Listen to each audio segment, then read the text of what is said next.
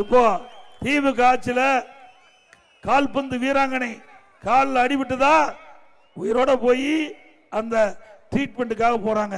காலில் அடிபட்டதுக்கு அங்க சரியா ட்ரீட்மெண்ட் இல்லாம வரும்போது இறந்து வெளியே வந்தாங்க. திமுக ஆட்சியில காலோட போனா கால் இல்லாத வராங்க, உயிரோட போனா உயிர் இல்லாத வராங்க. இப்படிப்பட்ட ஆட்சி தேவையா? கடலூர்ல ஒருவருக்கு சளி தொந்தரவு.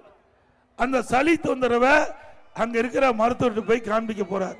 அங்க சளிக்கு ட்ரீட்மெண்ட் கொடுக்க நாய்க்கடி ஊசி போடுறாங்க. எவ்வளவு மோசம் சிந்திச்சு பாருங்க. நான் விளையாட்டா சொல்லல. ஒரு நிர்வாகம் என்பது சரியா இருக்க வேணும். இன்றைக்கு ஏழை மக்கள் தான் அரசு மருத்துவமனைக்கு போறாங்க. ஏழை மக்கள் தான் பெரும்பாலும் அரசு பொது மருத்துவமனை நாடி தங்களுக்கு ஏதாவது நோய்வாய்ப்பட்டா அரசு மருத்துவமனை சிகிச்சை பெறாங்க. ஆனா இந்த ஆட்சி வந்த பிறகு மருந்து கிடையாது, மாத்திரை கிடையாது, ஊசி கிடையாது, நிறைய இடத்துல டாக்டரே கிடையாது.